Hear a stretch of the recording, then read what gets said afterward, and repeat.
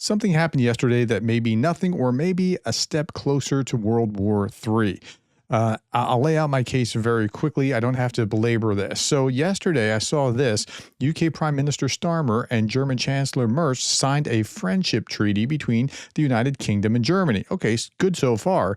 But look through the eyes of the 20th century and you're going, wait a minute, that's Germany and Britain making a friendship treaty. What? The treaty between the countries include a commitment for the two nations to assist each other in case of armed attack. This is a reaction to an increasingly aggressive Russia. This never would have happened except that they're worried about what Russia might do. Now, isn't it covered under NATO? Yes, but think about the symbolism of this. Maybe it's just to show Russia, no, nothing's going to happen to either of us and we're united. And they are covered under Article 5 anyway, so it's not necessary, but that they're doing it is a bad sign if you look at it from that perspective.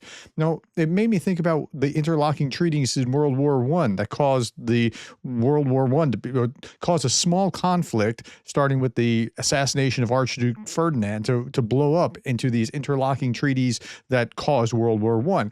Franco-Russian alliance, mutual defense treaty between France and Russia against Germany, the German and Austria-Hungary agreement to support each other if attacked by Russia, Germany, Austria, Hungary, and Italy defensive pact, the agreement between Britain, France, and France providing diplomatic relations, the agreement between Britain and Russia resolving colonial disputes, the informal alliance between Britain, France, and Russia linking earlier agreements, the secret agreement between Germany and Russia, not renewed by Germany, leading Russia toward France, Britain guaranteed Belgian neutrality. I mean, like, it's one thing after another after another. Now, if we fast forward to today and we look at the countries that are involved in mutual defense obligations right now, where if attacked, you have to support the others. Mutual defense clause of Article 5 of 32 nations in Europe. And so it's quite likely that if one of these are attacked, we have a problem.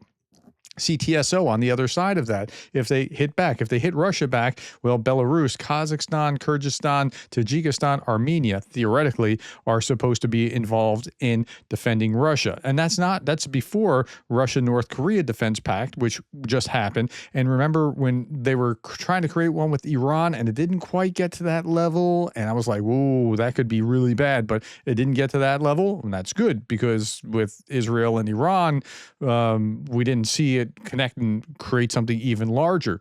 U.S. bilateral mutual defense treaties, that is between the U.S. and specific countries. Now, this is one of the reasons why the United States has to be careful because it has to have its eyes on the Pacific, the U.S. and Japan, the U.S. and South Korea, the U.S. and Philippines, the U.S. and Australia, the U.S. and Thailand.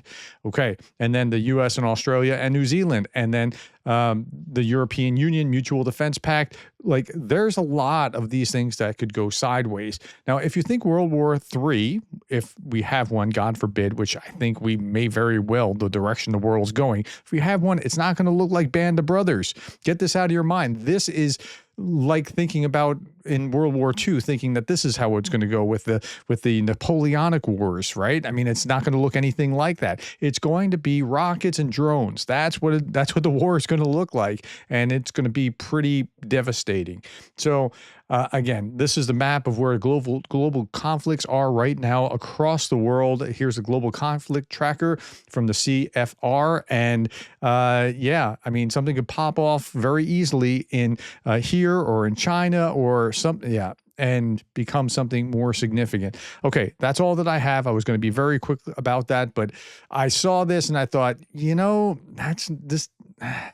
it looks like another step toward the brink. Tell me what you think about what you saw. It may be nothing, but it may be significant.